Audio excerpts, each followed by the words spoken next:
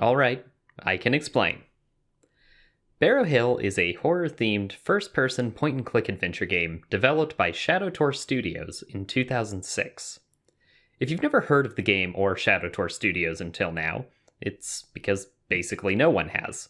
Shadow Tor seems to be the passion project of one man, Matt Clark, and alongside Barrow Hill also has many non-gaming projects focused on historical and archaeological sites in the Cornish countryside. Not the usual sales pitch you'd expect to hear for a game studio, but you won't hear me complaining. Seeing that someone is passionate enough about something to make an entire game focused around it is incredible in the first place. The fact that the game is enjoyable is an even more pleasant surprise. I suppose I should clarify that I'm talking about Barrow Hill Curse of the Ancient Circle, since Matt had the foresight to slap a subtitle on this game 10 years before the release of its sequel, Barrow Hill Dark Path. Anyway, with a complete disregard for its obscurity, a copy of this game somehow made its way onto the shelves of a Best Buy in Texas, where my mom and child me would pick it up. And for some reason, it's managed to occupy a spot in the back of my brain ever since. The story, in short, is about being stranded in the woodlands while driving through an area called Barrow Hill. Upon meeting the manager of the nearby service station, you'll quickly learn that something strange is going on, and it probably has something to do with those archaeologists that have been poking around the barrow and the standing stones. It's your job to appease whatever has been awoken in order to survive the night. If you're just interested in hearing the story of the spooky rock game and aren't interested in the rest of this stuff, you can go ahead and skip to the time on screen. Otherwise, just stay tuned, and I'll let you know when we're approaching Spoiler Town. So let's get these graphics out of the way. Unfortunately, even with the re-release on Steam and GOG, the game is locked to an 800 by 600 resolution. There aren't any settings, in-game, or config files that I can find to modify this, and the PC Gaming Wiki agrees, so there's nothing much we can do about that. If anything looks a bit off in this video, you can probably blame it on me and OBS. The game itself looks just fine on a 1440p display, you're just going to get black boxes to either side. The game was created in Adobe Director, so it's essentially a very high-quality Flash game compiled into an exe, which is why we won't see much in the way of options. Resolution aside, the game doesn't look too bad.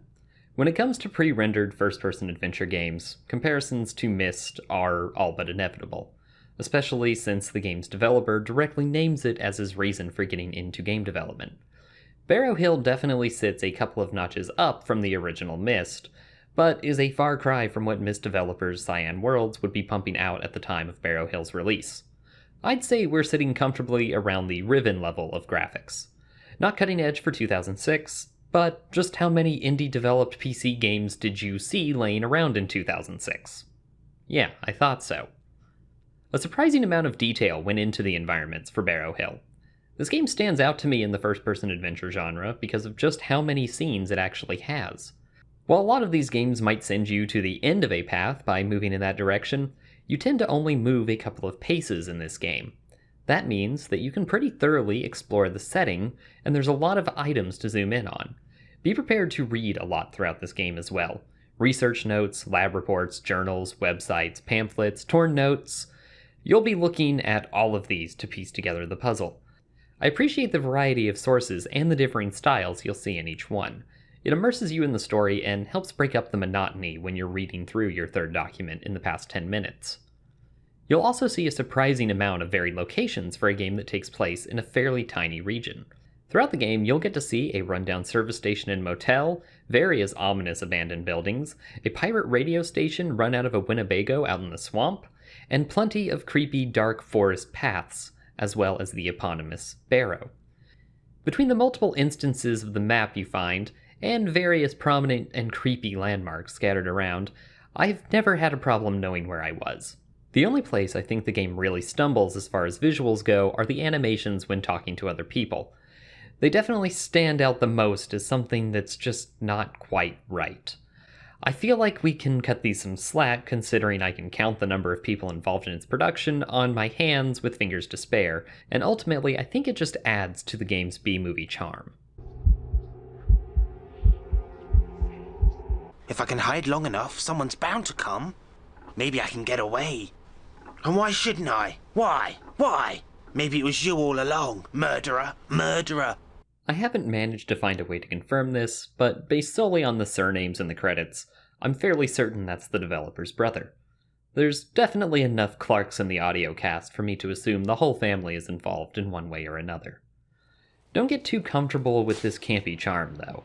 Once you're on your own, the music will set a new tone pretty quickly.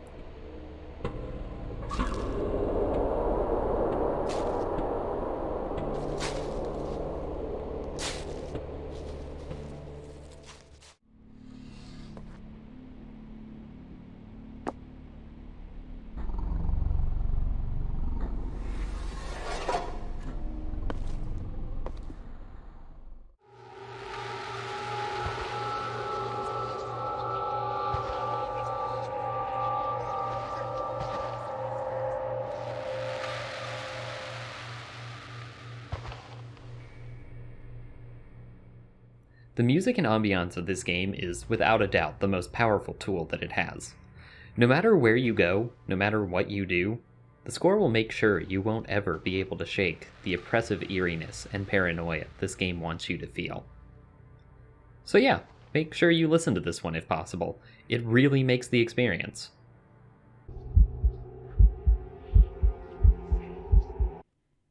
First off, let's get controls out of the way. Barrow Hill uses a mouse, and only a mouse. Don't expect your keyboard to do anything, and definitely don't expect to play this with a controller of any sort. This is truly a one-button game. All you need to do is left-click. I think it would be nice if you could reach the menu through a hotkey, but that's not a luxury that Barrow Hill gives us. Since this is my first time covering a first-person point-and-click game, I suppose I should go over the basics. Instead of moving your character around a scene, you essentially transition between scenes when you move. Your cursor will change to one of these hand symbols whenever you're hovering over a section that will move you to a new scene. When you change scenes, your perspective will instantly shift to the new scene, usually a few paces forward or rotated 90 degrees to the left or right, depending on where you selected. The thing to keep in mind when playing this game is that each of these is an entirely separate scene gameplay-wise, so you won't be able to interact with the same objects, even if you can technically see them from your current view. The abrupt scene transitions may not be for everybody, but it's definitely an aesthetic and a fairly rare experience as far as adventure games go. The cursor will change whenever you hover over something that you can get a closer look at or interact with. Occasionally, you'll see this symbol with a wrench that means you can use your inventory to interact with the chosen object. This isn't implemented entirely consistently, however, especially when using the trowel, but more often than not, you'll need to click on the object while it's displaying the wrench and then select an item from your bottom inventory to use with it. This is probably a good time to mention the inventory system. You actually have two separate inventories, one accessible at the bottom of your screen and one at the top. The top inventory, in addition to giving you access to the game's menu, contains items that you can use at any time. This will be things like the PDA, some reference books, and tools like the GPS and metal detector. The bottom inventory holds items that will only be used in certain situations, and are the items that you can select after interacting with an object that has the wrench icon. Again, this isn't terribly consistent, and is probably my main gripe with the game. So all I can say is, when in doubt, just try whipping out the trowel. So let's get to how the game actually feels to play. In order to get the full experience, I suggest you follow the same 4-step process that I did. First, set the mood. Lights go down, sound goes up. Second, explore the mostly abandoned service station for clues. 3, read an entire journal about the excavation process of the Barrow. And 4, turn the lights back on because you can't see your own desk and you had better be writing all this down. There will be a quiz. The game's puzzles have a heavy focus on exploration and logic. Nothing here seems like moon logic, not even the druidic moon magic. Expect to do a lot of reading and connecting the dot between various text sources. If this all sounds a bit academic, that's because it is. Hey, if the last few decades of Lovecraft-inspired horror has taught us anything, it's that you can't survive the incomprehensible, so you would better get studying if you don't want to be turned into a smoldering speed bump by morning. The puzzles are well executed and well integrated into the story and environment. I had to pixel hunt in a few places, and a couple of key items should have had more clues on locating them, But overall, I'd say that the puzzling is rock solid. Alright, but what's the deal with the rock you showed us? As silly as it sounds, this is the visible antagonist of the story. He's not hard to deal with, just don't get too close to him and he should go away. But for how long? While the Sentry isn't really a threat, I won't deny it gives you a bit of a chill when he decides to pay you a visit at random. You see, the thing about a game that has instant transitions between scenes is that anything remotely off can become a jump scare. In fact, I'd argue that you don't even need to pull stuff like this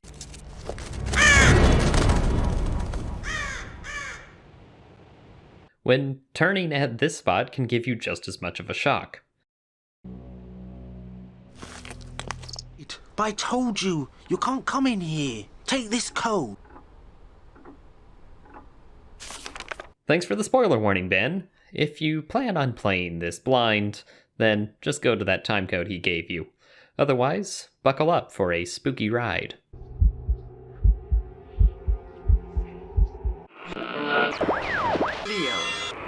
You're listening to BHR, your local radio station on top of the world.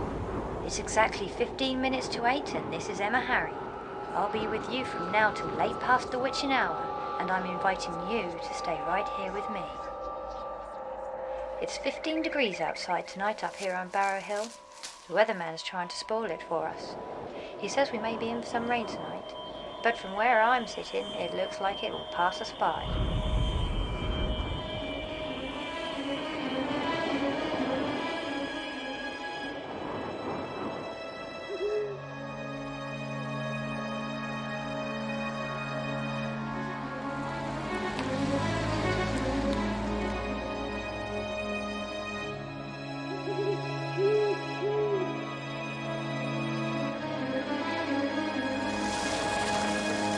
This is Emma Harry on top of the world tonight.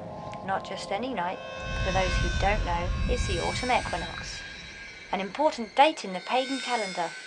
And you've got 12 hours of darkness ahead. So let's celebrate. Like Alice, we're off down the rabbit hole. I've got 4 in a row for you coming up right here on Yeah, this is why they need to start handing out citations for driving while in an exposition. Better get hiking to find a phone since it's 2006, and I guess I've been saving myself for those sleek curves of that iPhone that hadn't been released yet.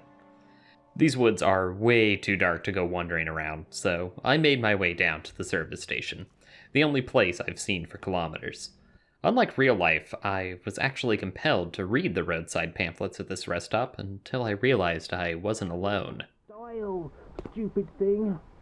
Why won't anyone answer? Why can't I phone outside? Why am I here?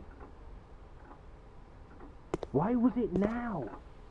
Why did I have to be here? Why tonight?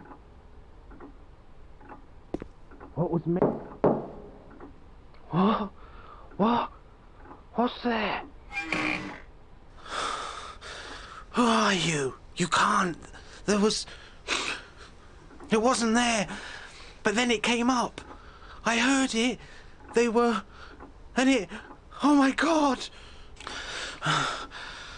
The power went. Then there was a huge surge, and all the lights flared in the forecourt. I went into the kitchen, but it was too dark to see. When I came back out, it was there, standing by the motel in the gloom. I couldn't light that stupid lantern anyway. You might need it if you're out there.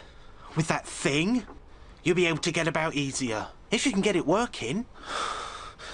Can't you hear it? Searching. What was it? They told me. Don't work up here. My mum, she said it was a bad place. To stay away. Why didn't I listen? Those stupid old stories and the freaks that tell them. Maybe they were right. Stay away. Stay away from the Barrow.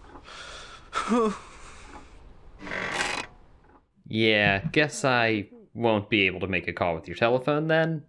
Thanks anyway, Ben. Now, what was that he said about a lantern in the kitchen? Okay, let's just find this lantern and get out of here as quickly as possible.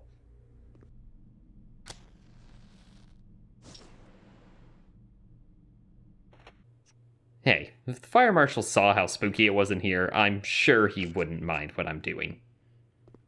Hey, that radio broadcast reminded me that I haven't done my holiday shopping. I'm sure somebody will enjoy these earthenware egg cups. Oh, there's one missing. What the hell am I going to do with just 7 egg cups? On the way out, I noticed a note tucked under the cash register. Maybe I can use the phone in Rome too, since there's a madman in the office. Let's see what we have in here. Nerd stuff. Tool you've stolen from the workplace. Personal stuff. Aha! Cell phone! With low battery. You know, it isn't really a puzzle when you put the charger to it just over there on the nightstand. Although, it turns out the real puzzle is that I don't actually know any numbers to call. Why did I want this phone so badly again? Well, maybe our old pal Ben can let me know who to call. Why was Conrad driving in such a rush? Find him. He'll help you. Get away from me!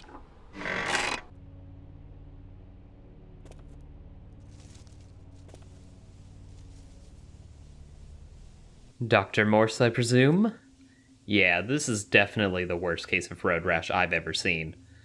Well, I snagged his PDA with his room combination, and tuning into the radio in his car actually yielded a phone number for Barrow Hill Radio.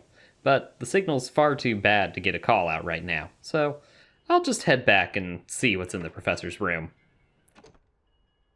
Alright, now I'm thoroughly convinced I'm in some sort of horror game. This room is an absolute treasure trove of information. This is about the point in time when the lights came on and the pen and paper came out. It was evident to me at this point that some offerings needed to be made to appease the spirits of the Barrow stones. You see, each of these stones has a name and some sort of natural object that is traditionally offered to it. It sounds like between neglecting these rituals for centuries and Conrad taking the artifact he found in the mound, and the voices of my nightmares in my mind. I have taken the artifacts, pieces of a seal, a key, and hidden them away. No one will find them now. something has definitely woken up, and it is angry. I'd say that this brought the game to a screeching halt, but the central puzzle just feels really natural to the story, and the eerie atmosphere never really lets up. After about 15 minutes of sifting through the journals and reports in the 2 archaeologist rooms, I had a pretty good idea of what I needed to do.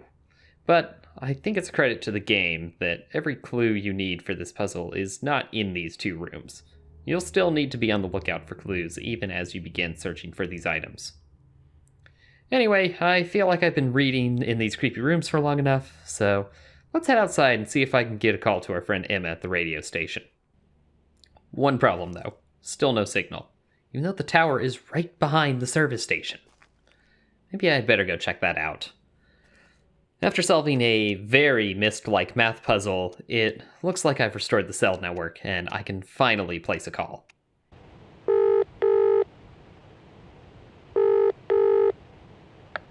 Hello, caller. You're through to BHR. We're off air right at the moment. There will be... What the? Oh my god. What is that? Calm down, Wincy. Wincy! Stop it! Down, Wincy! Who's there? Who's out there? Stop it! Wincy, calm down. Wincy! Come here! Where are you going? Wincy? Wincy! Wincy! Wincy! Wincy! Oh my god, what the hell? Oh my... Wincy?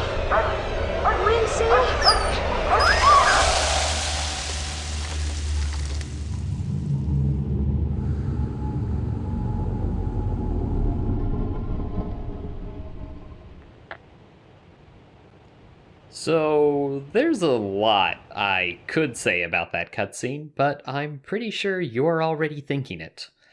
If I had to sum my feelings up on it, though, it's absolutely perfect. This cutscene is the perfect encapsulation of budget horror that this game pulls off so well. It comes at the perfect time to transition us from the first act to the second, just as I began to realize what was going on by poring over texts. This was the literal wake-up call that would confirm all of the suspicions I had and kick off the next phase of exploration. Sure, people were dead before, but now I was fairly certain I had just witnessed it. There's definitely something out there, and it's running out of victims, so I had better get moving. I head to the swamp to see just what happened there. Oh, poor Wincy. At least now we know how to spell his name, though. You know, this sort of password security is precisely why you should be using... Neat. I've always wanted to try one of these. Let's test it out in these wooden walkways. Or this old church ruin. Yeah, that's probably where we should be doing this. And while we're in the business of desecrating ancient monuments to save ourselves from an ancient monument, this book has some interesting tidbits that tie into some pretty deep mythology and religion rabbit holes in real life. The important thing for now is that we have this strange metal device. From the maps I've found, I know there should be another clearing over by Conrad's Jeep. What's the worst that could happen from climbing into this abandoned building? Yeah, I don't know what I expected. This is the hideout of the protesters that are opposed to the excavation of the Barrow. They're able to watch just about everything from here. Alright, I think that's enough watching for now. I read the journals of the protesters, but honestly, the only thing I found of any value in this place was an acorn. With this section of the map thoroughly explored, I figured it was time to head back to the service station and see how Ben was holding up through all of this. No! No! Help! Oh no! Oh no! Ah!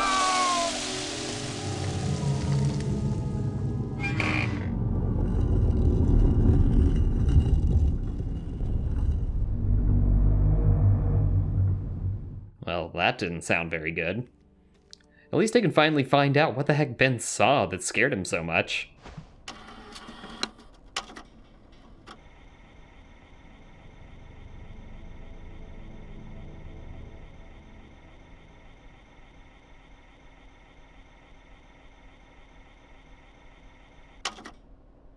Yeah, I'm just going to pretend I didn't see that. There's a very good reason that you never see the Century Stone actually move, and this video is it. From this point on, the game was really just a collection quest until the very end. That acorn was just an item to check off on the list of things I'll need to make offerings. Most of these involve finding things from around the service station, like blending up fruit beverages from the vending machine to get the right berry mixture. And don't worry, you'll know when you made an offering correctly. The ancient land has awoken. Balance must be restored.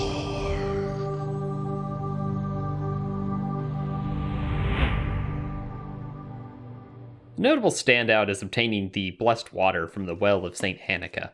The puzzle itself is not that interesting, other than requiring the strange metal device the heretical priest left in the swamp. But this area is just a nice contrast to everything else in the game so far. Sure, it's a little eerie, but it's ultimately peaceful, which seems fitting with the lore of this sacred water being used to appease the stones at the Barrow. So, with all of my holy egg cups filled, I headed off to finally see the Barrow for myself.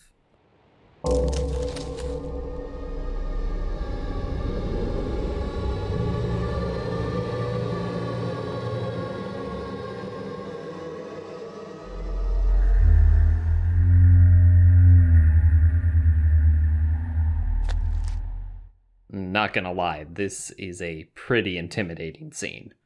But, confident in my research, I offered each stone its preferred sacrifice and felt good about myself.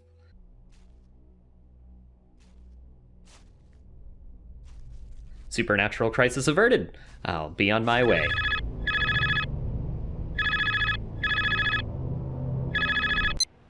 I can't get away. I can't get off the hill. The stones surround us.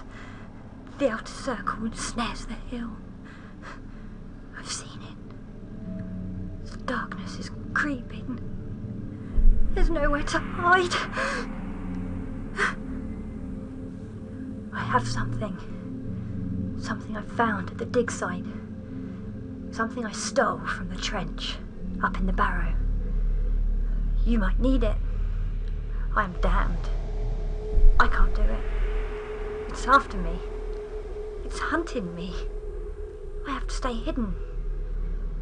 I have to keep moving.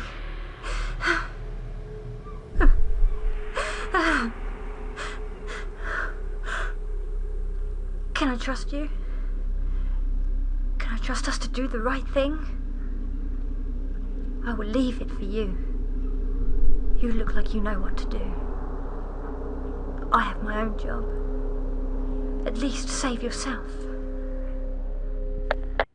Oh, right. The artifact. Forgot about that. Whatever's angry probably won't be happy if I just bring this back broken.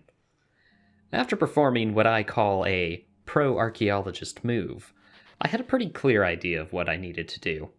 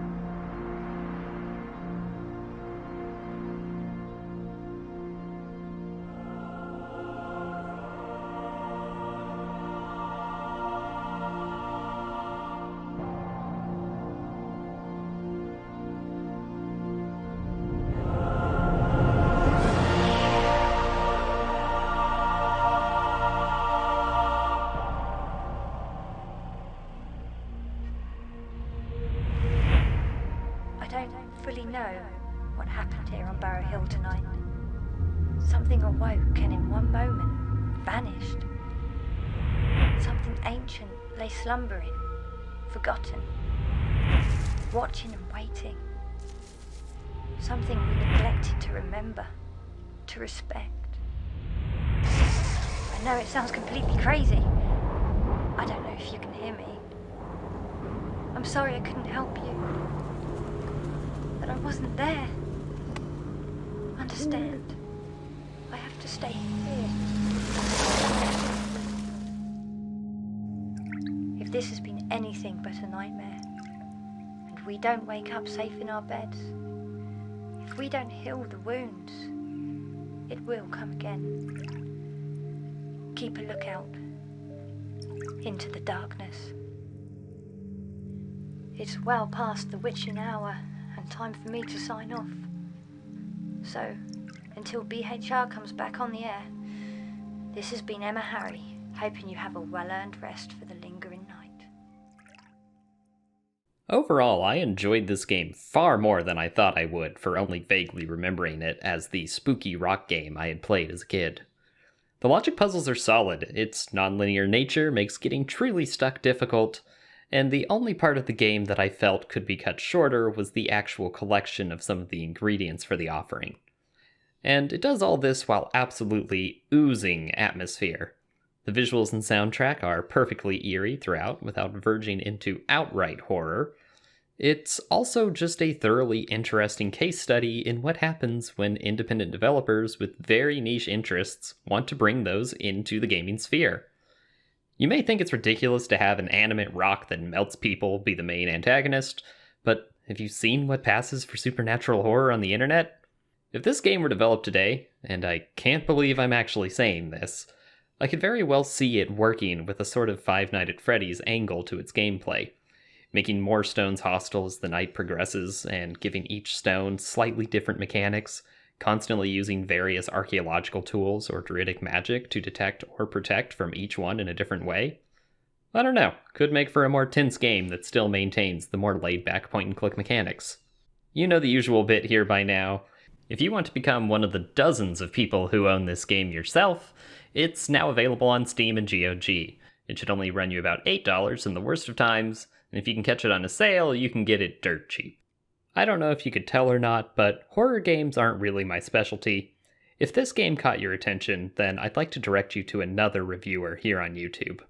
Grimbeard is putting out some quality reviews on his channel, and over there every month can be Spooktober. If that's your jam, then go join his Goth Gamer Nation. As for me, we're coming up on a busy holiday season, so I'm going to head back to my roots on this channel and finish out the Monkey Island series. Make sure to like and subscribe if you like the reviews, and I will see you next month.